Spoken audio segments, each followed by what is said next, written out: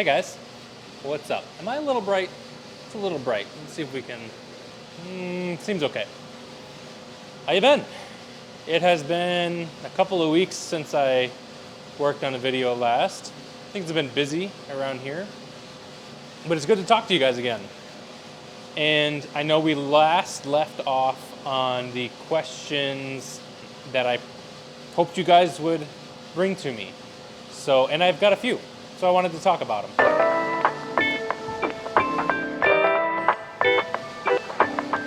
What is it like working with gas roasters that are more production scale compared to a 1 kilogram machine like my Bullet? That's been the most prevalent question I've got, and I'll answer it. But it's not really a very simple answer. There's an answer that works for us, and we're still figuring out that relationship. Because quite frankly, the Bullet doesn't get used a whole lot in this environment, which is ideal for what we're doing right now, and I'll go into more detail. So just to recap, prior to being here at Dead River Coffee now in Marquette, I was doing farmers markets, supplying friends and family in my community with coffee, roasted solely on the Aleo Bullet. It's a 1 kilogram electric drum roaster.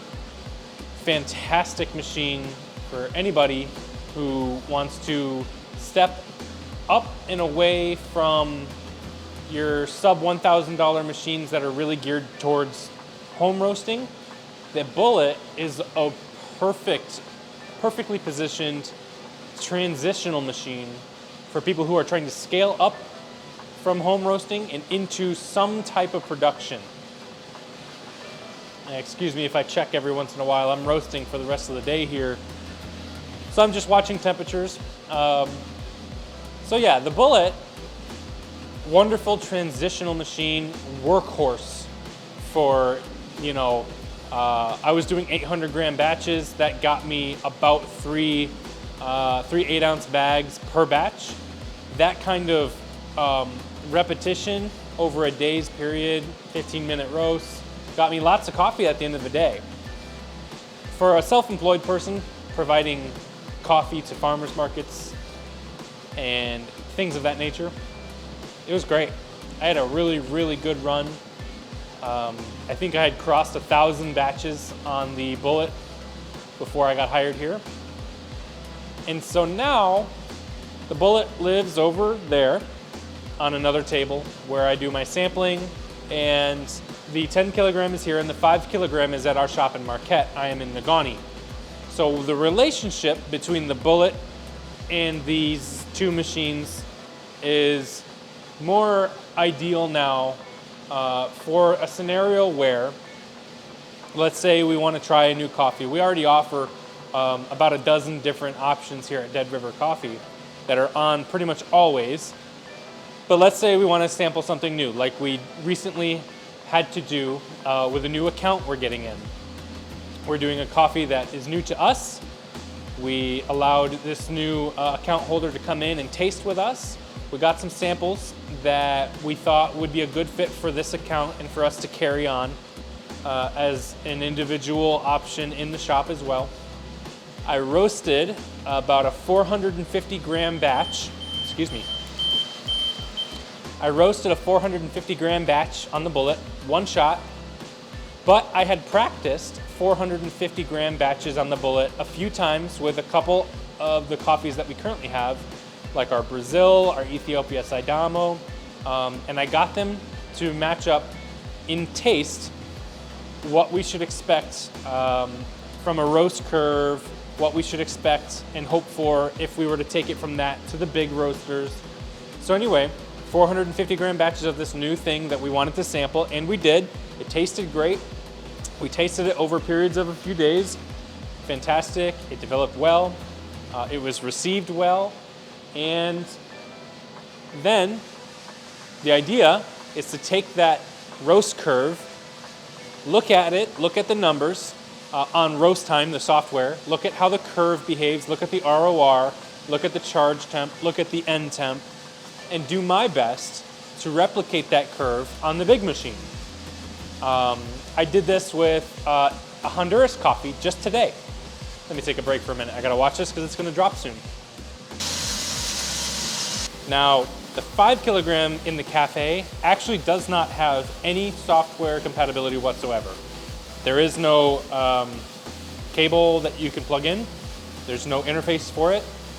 So it is an all manual roaster, not by choice. The 10K, however, is a newer machine, and it does have, I think it's a serial port or something. It's a big chunky cable on one end that adapts to USB on the other end that I can hook up to my laptop. Now with that, I can't use roast time on a machine that isn't the Bullet, but I can use Artisan. I've been using Artisan now for a few weeks, and I like it. It's really simple. You can customize a lot of things. I wish that it had some of the interface appeal for database management that Roast Time has, for seeing all of your roasts and seeing information quickly and sorting through that. Artisan just saves files for your roast, and you can reopen those, and there's more in there that I'm probably not aware of, and I'm also using the free version and not the plus version, so, or pro or whatever it's called. So there's more in there that I'm not aware of just right now. But I like it. It's simple, it's easy to use, easy to understand. And so I'm taking the curve, the temps, the ROR, all the numbers that I can try to replicate, and I'm trying to make that happen on the gas roaster. But they behave differently. And so I have to make these adjustments knowing that things aren't gonna go exactly the same no matter how hard I try, but I can get it pretty damn close. I'll give you an example. On the Bullet, you have the ability to change power, essentially 1 through 9. You can change drum speed, and you can change fan speed, and you can really fine tune a roast if you control those 3 things very, very specifically. There's not as much fine control like that on these roasters. Again, I'm using 2 Ambex roasters. They're really not technologically modern. They have very minimal controls. I can turn the sweepers on, I can turn the coolers on, and I can turn the roaster on. I cannot adjust drum speed, at least not through these interfaces. Maybe if I tool around with the motor down below, but that's not something I'm going to be doing anytime soon. And I can control the set point for the gas. Now the set point is different from how I interface with heat output on the Bullet. I can set a charge temp on the Bullet and then pretty much configure up a recipe that allows it to, let's say, charge at 400 degrees, but then I want it to have a power level for the first 5 minutes at power 9, and then the next 2 minutes at power 8, and then the final 3 or 4 minutes at power 7, right? It gradually ramps up and then ramps back down and controls ROR very specifically through different points of the roast. That is something you can do on the Bullet with repeatability. On this machine, you have a set point. So a set point, I keep saying set point. What is a set point? So on the interface, I basically have plus or minus temperature, a reset button to stop the alarm because it'll get to a certain temperature, an alarm to let me know that it's getting close to being done. I use those plus or minus buttons to adjust a set point temperature. Set points in this case on these machines, and maybe this applies to other machines, but with this interface is where I set a temperature, gas will turn on according to the flame control. And I should also mention, I have no flame control on the 5 kilogram machine. So it's set point and on or off. On here, I have a set point, gas will turn on and apply heat according to my flame control. I almost have it always at 50%. I adjust it plus or minus about 5 or 10% for certain means, but almost always it's at about 50%. So essentially, it's gas on or gas off. When the drum is heated to that set point, let's say 400 degrees for example, gas will cut off. And that would be something like power going from 9 to 0 on the bullet.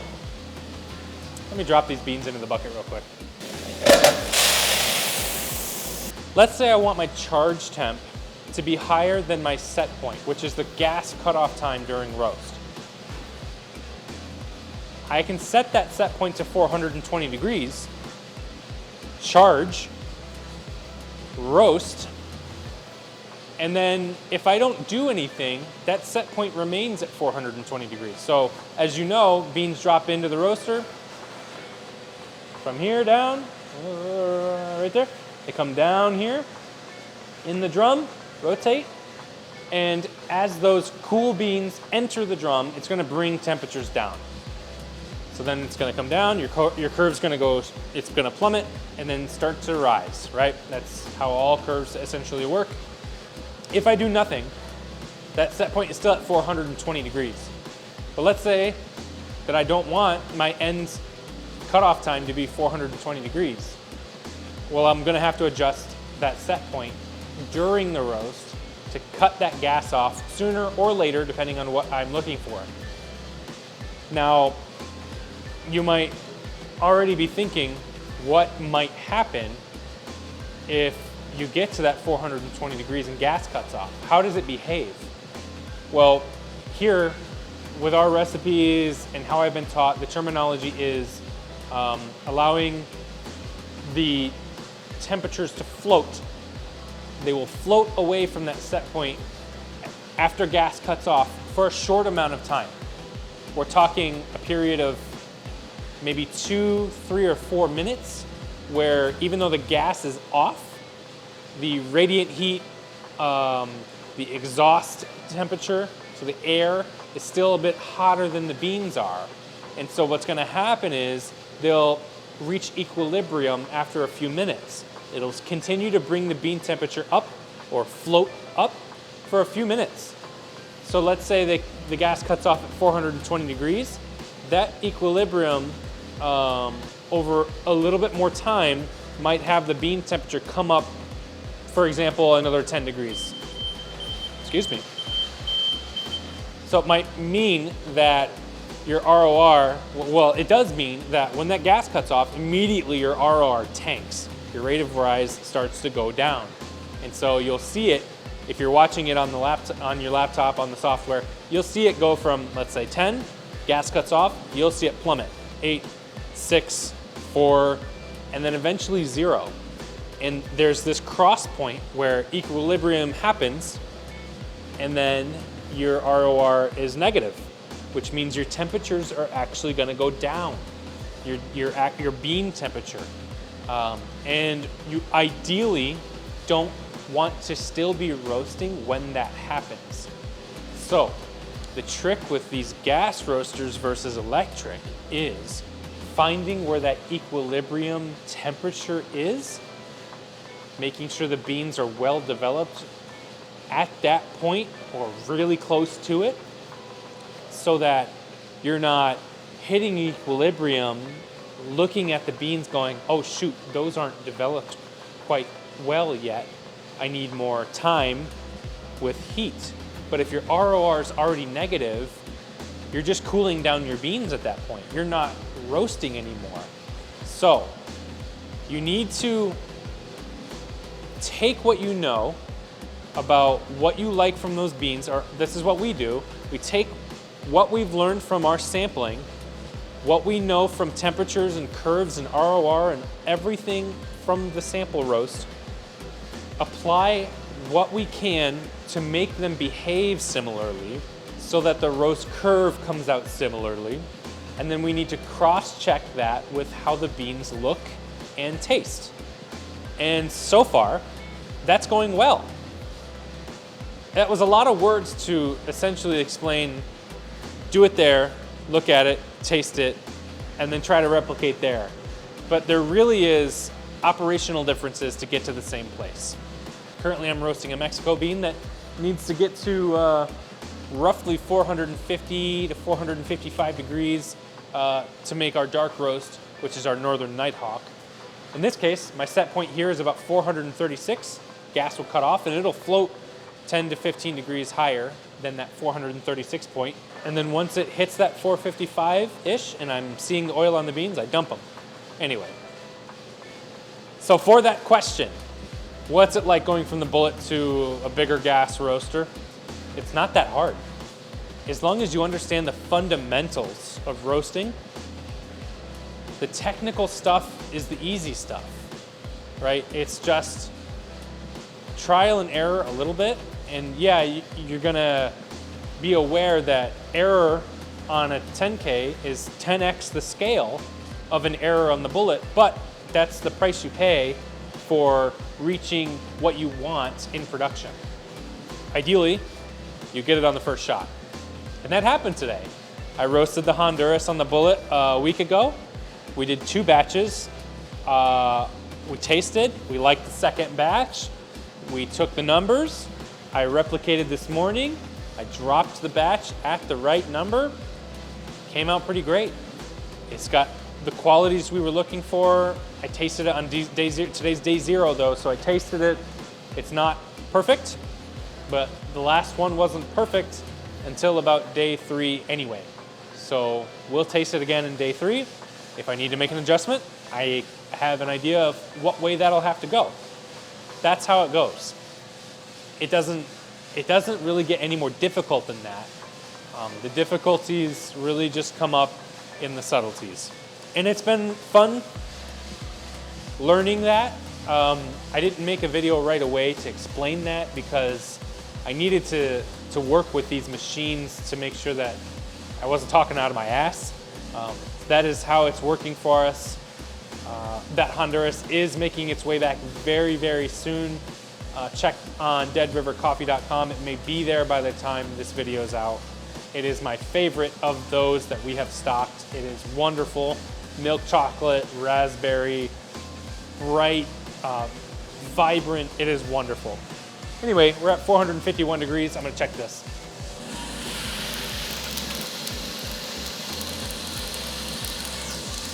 Well, next question, I suppose. What's it like managing the amount of inventory we have? So production, like I said before, went from 1 kilogram to 10 kilogram at max, which essentially means scale has increased for me as a roaster 10x, right? And with 10 times the beans comes 10 times the bean management. When we order pallets. For our, I suppose, scale of business, scale of operations, we typically order 1 to 2, and maybe in the summer, 3 pallets per month. And those pallets each contain 12 60 kilogram bags. So for reference, this is a 10 kilogram machine. So if I filled this thing to its absolute capacity, I could do that 6 times with one of those bags. Now I only fill to roughly 80% capacity, between 70 and 80, depending on which roast I'm doing. If it's single origin, I typically do 8 kilograms. If it's one of our blends, I have a different set recipe depending on the blend. So what's it like to manage that inventory? I'm stepping into systems that are in the process of growing. So 12 bags, 60 kilogram bags, huge, heavy. That's like, 130 pounds or whatever of dead weight you have to lug around. We use dollies.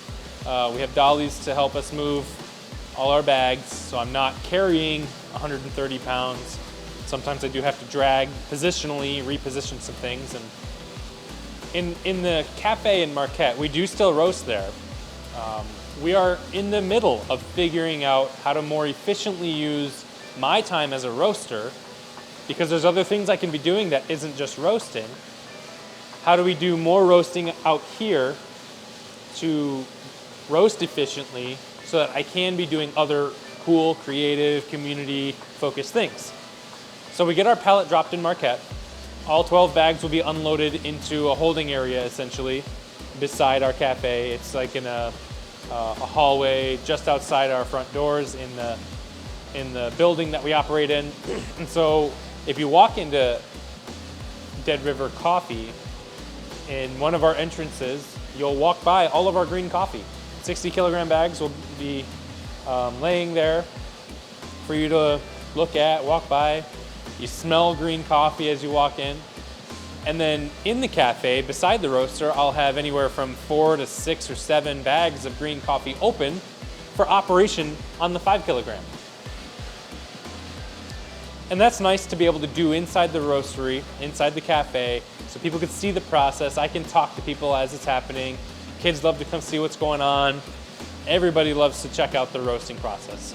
It's fun. It's a cool thing to teach people about. However, we need to balance that time, right? Because I could be doing, I could spend half the time doing it on the 10K. So we're in the middle of figuring out how to balance that time correctly so that my time is used efficiently. While there's certain beans that are roasted and operated with in Cafe and Marquette, I do often have to take a few bags at a time here to Negaunee. So even though we have one pallet dropped off over there, we have to logistically manage that between 2 different buildings. And so 60 kilogram bags will be loaded over here, and we have a few pallets over here that they sit on, and I'm manager of coffee here, that's my title, and I'm literally having to manage where coffee exists as green form between the 2 and where coffee exists roasted between the 2. And so typically we like to keep, on hand very fresh beans, but it can't be too fresh all the time for certain reasons. The espresso blend we use for our espresso in the cafe, it can't be roasted and used the same day because it will be far too gassy. It will behave in a way that is not optimal for our espresso use in the cafe. And so there's different things I have to manage as far as what gets roasted and where, and how to logistically balance the 2. So that's my job primarily. There's lots of other things that I get to do, and that's another question that we'll move into. So I was asked, what else do I do besides roasting? There's packaging. So for certain accounts, they have specific packaging that they need done. So I will package, let's say for the Marquette Food Co-op, we keep a number of different bean selections there. I need to make sure that it's roasted for what we offer them.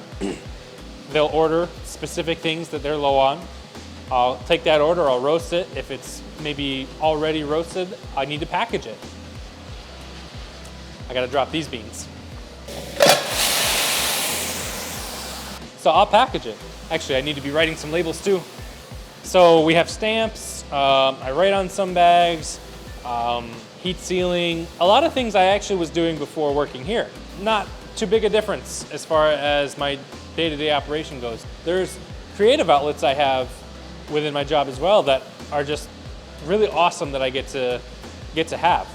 On Wednesdays, typically, I am the one who posts on the Dead River Coffee Instagram account. I am much more nerd focused. I like to say, "What's up, coffee nerds?" on those posts. So I get to use those opportunities to help teach people. I can teach people how to brew coffee better, expose people to new brew devices, brewing methods that maybe are trending or that people haven't heard of.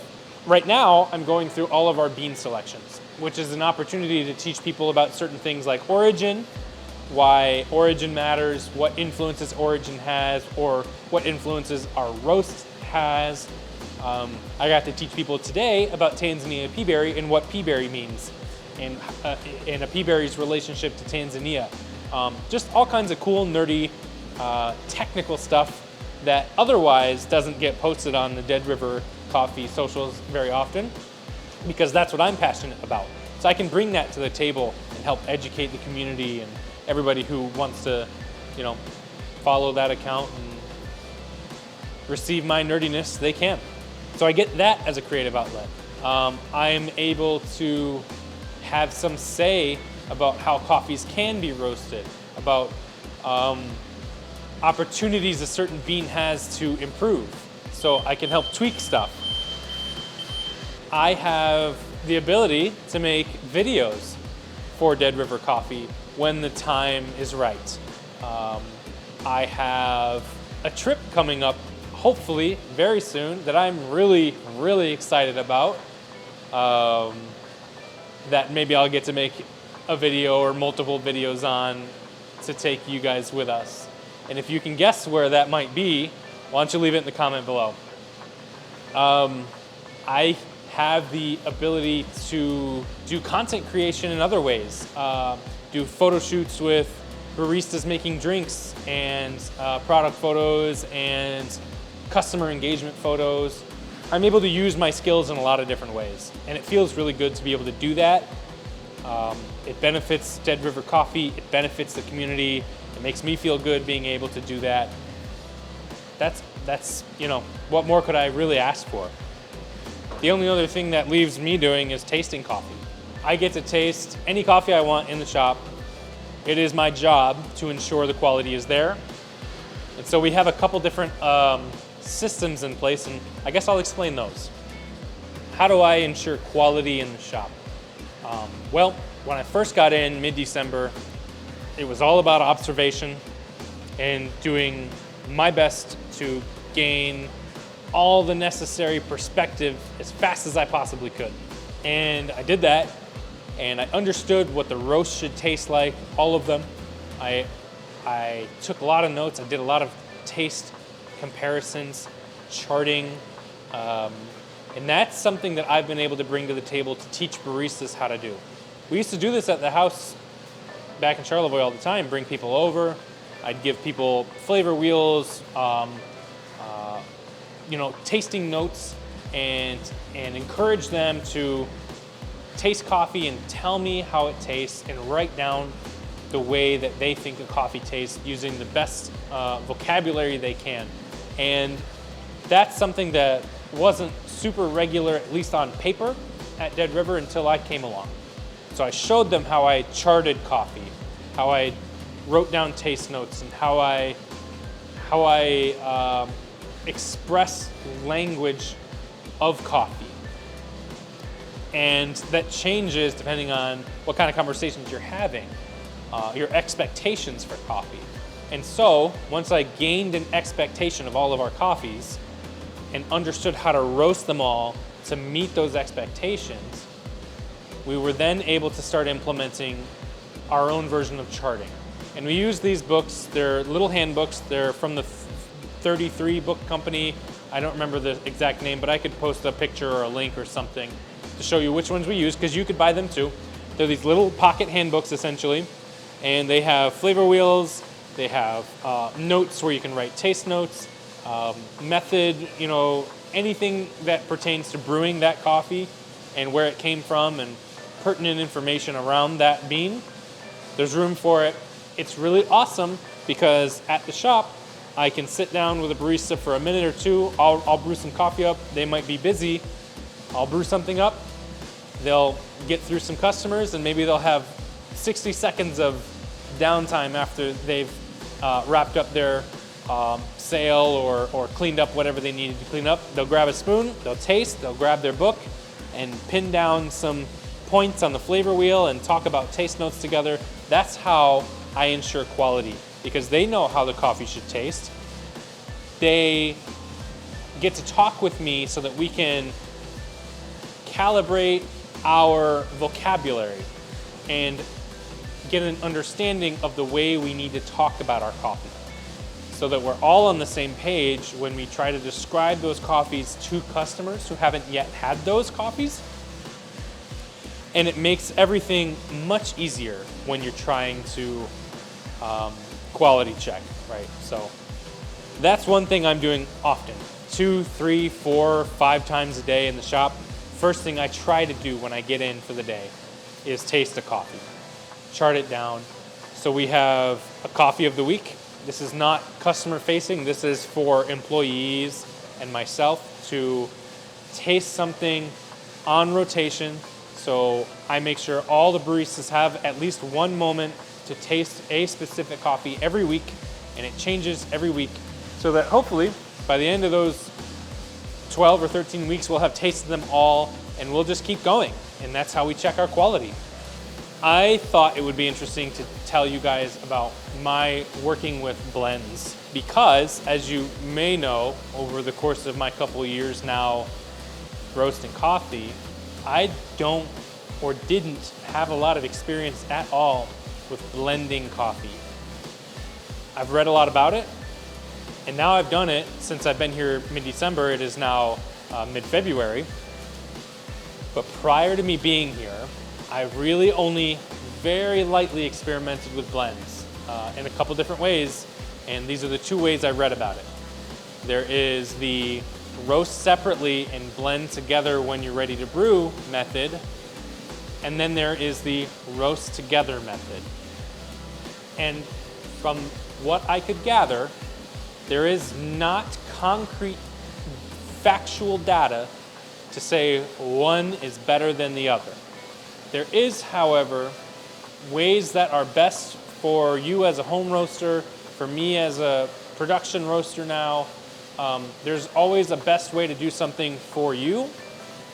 And I came into this place with systems in place for blending. Now, my opinions on blends have certainly changed.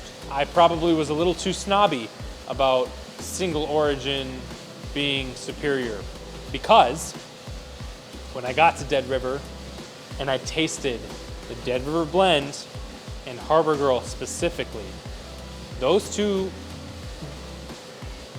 they're fantastic. Dead River blend is a blend of Brazil, Ethiopia, and Indonesia, and in India. And those four coffees, as origin, if we can make generalizations about origins of an Ethiopia Sidamo, and a Brazil, and a Sumatra, and a Monsoon Malabar, they have each their own very unique generalizations in the resulting taste that you can make. Now, Ethiopia, all over the place, but generally fruitier, and so it brings that to the blend. Brazil, you definitely can see some differences, but lots of Brazilian coffees are very nutty. It brings nuttiness to that blend. Sumatra, Indonesia, but Sumatra especially, very woody, a little cedary, a little spiced. It brings that to the blend. The Monsoon Malabar, earthy, a little nutty, and has another kind of spice to it, but also it brings body. We like to call it kind of wet.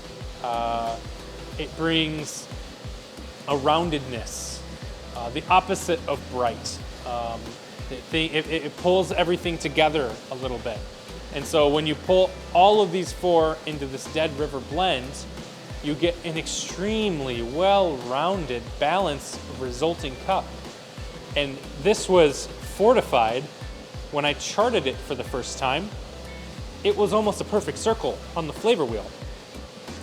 It was nutty, it was fruity in like a red berry kind of way, but also bright from that Ethiopia Sidamo, but also a little earthy and a little spice. It had a little of everything. A little savory, a little sweet, a little bitter, but also quite smooth. It was just well balanced. And it was entirely a different product. It was it was different than any of its parts as a whole. And that right there taught me what it is to make a successful blend. So anyway, my approach to blending has certainly changed.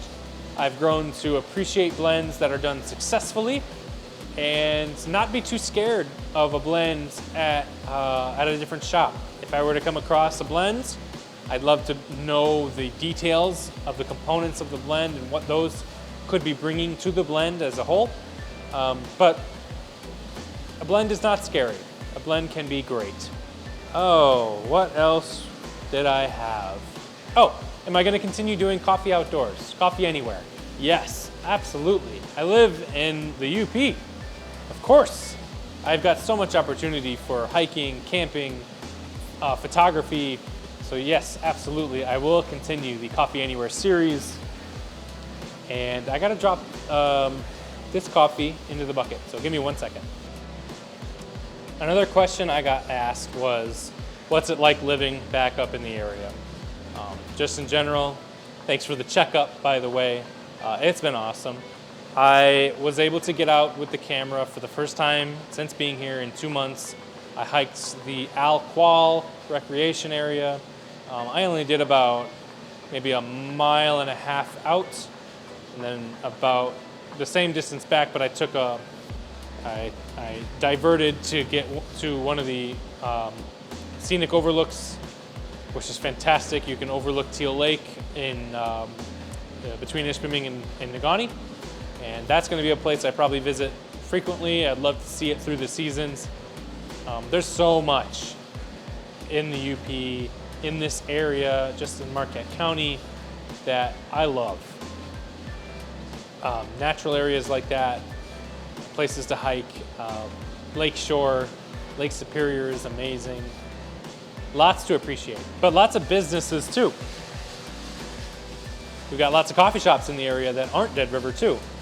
So I like to check some stuff out that is different from what we have and see what other people are offering, and just check out different environments for cafes, because of course I have a love and a passion for coffee. So I'm not just going to ignore that we have lots of other great coffee in the area. I mean, there's lots to do. It's not just coffee and nature up here, but there is a lot for me to enjoy. So I'm loving it. I can't wait until summer. We're going to be busy here, but I'm going to be using this summer to enjoy being up here. Oh, I got asked, how's that UP winter going? Winter has been very weird. I don't know if it's that polar vortex or what, but we got up here mid-December. There was no snow on the ground whatsoever, December 18th. A week later, it snowed literally 30 plus inches in the course of about 36 hours. Dumped all of that on us. I was shoveling literally 3 feet of snow off of the roof of my garage. Huge snowbank that I couldn't see over from my front window. And then it was gone. Since then, it's been a month with essentially no accumulation. There's some snow outside. We probably got a couple inches the last couple days, but no snowstorms to be worried about since then. We've had a bunch of rain. We had a few days that were about 50 degrees in Marquette. Lots of sunshine. It's been strange. The warmest winter, the wettest winter. It's honestly felt like spring all through January. The last day of January 31st, the last day of January, it was 50 degrees. The first week of February was close to 50 degrees. So how's winter been going? I don't know, ask me next winter. Okay, so I really only had one more question, and it was, what is my favorite part of the job? And this is a difficult one because I can't quite decide. There's two things I love about this job the most. One, it is actually both of these things are what I loved about what I was doing before I started working with Dead River Coffee. What I was doing for myself and for my community. Community engagement, talking with people, helping people brew better, helping people understand origin and why origin matters, helping people understand how to talk about coffee, helping people wrap their head around the coffee industry, specialty coffee, and what we love about coffee. That stuff, love it. When I get to work in the cafe, roast in the cafe, help people out there, that's just so awesome for me. When I know people appreciate the knowledge and they can take something new that they've learned, whether it's adjusting their brewing ratios or learning about a new tool to brew with, and then they come back and tell me how it went, I love that. The other part of my job that I love, quite frankly, is the authority I have over how I use my time. I didn't have to make a YouTube video while I was roasting. I wasn't told to. I just felt like it was a good time to do it because I have quite a lot of roasting to do this evening. I already roasted here this morning. I chose to do it that way. I drove that coffee to Marquette. I talked with some people. I chatted with the everyday visitors, the locals, and then I decided it's time for me to get back over to Negaunee and roast up our backups, and I have that authority over how it is we manage our systems, which means that I have authority over the way that I use my time. Now, certain tasks must be done. There are things that the shop absolutely needs, and so yeah, I could put something off a day or so, but then I would absolutely need to be doing whatever that task is, whether it's roasting or packaging or what, to make sure those things get done. And that's the most important thing. That has always been true before working here and now, is whatever has to get done has to get done, and as long as it's done in a timely manner so that everything is managed well, that's my job. Manager of coffee is my title, and that is what I'm doing. So I have the ability to do all that without someone telling me what to do every step of the way. That's the expectation that's been put upon me, and I am enjoying that freedom. Because it really feels like that. I enjoy the work. So the authority over how I decide to get the job done, as far as time management, inventory management, and then engaging with the community. We're going to be doing tastings at the Marquette Cafe, involving the community, bringing people in, teaching them how to taste coffee well, how to taste coffee and describe it well, how to brew coffee better, or at all, if they're not brewing coffee at home, we can show them how easy it is, and how you can make great coffee at home or anywhere, and for a low cost. And then we make great friends doing that. Those are the two things that I love about my job the most. And I suppose somebody else might ask what the thing you least love about your job. Probably when a roast is off and it's my fault. I'll give you an example. I think it was my second weekend. I have these recipes to go by for how to roast certain coffees. And I don't know what happened. Oh, I think I know what happened was our two roasters behave a little bit differently. I set a temperature for our 5K roaster in Marquette, and then I took that set point temperature and roasted it the same way on this one. This one needs a little bit more heat. There's a little bit more volume. And so it was a little underdeveloped coming out of the roaster here. What that means is I had roughly 25 pounds of coffee. It was our Dead River blend that just didn't taste quite right. It was a little sour, it was a little planty, a little vegetative. It wasn't quite right, it wasn't rounded. It was a little too bright, a little too sour, a little too citric maybe. Didn't have that nutty, earthy, chocolatey roundedness. And so I had to pitch it all. 20 to 25 pounds. It wasn't right. It didn't taste very good. That didn't feel good. So my least favorite part of the job is when I make a mistake. And that was always going to happen coming into a new position. I'm still learning.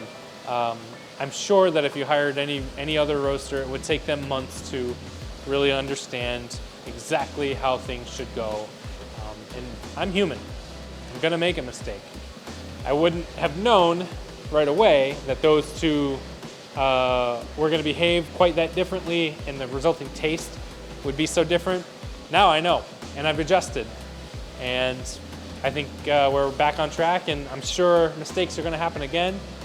When I got the Honduras back in, the first batch wasn't quite right, but the mistake was made on the bullet, not on the 10K, and we adjust it on the bullet, and those systems are in place to make sure that we make as little detrimental mistakes as possible. So that would be my least favorite part of the job, is recognizing that I made a mistake, which is just gonna happen. But we'll work through it, and I have fun doing it. I think that's gonna wrap up this video. Yeah, that's gonna do it for today. I will see you again in the next one. Hopefully, that is a Coffee Anywhere video, maybe a couple of them, doing some photography, having coffee outside. I might bust out that mini presso again, the Wakako mini presso. That thing I used a couple of weeks ago. That thing needs to come out with me more often. And then we've got a trip coming up.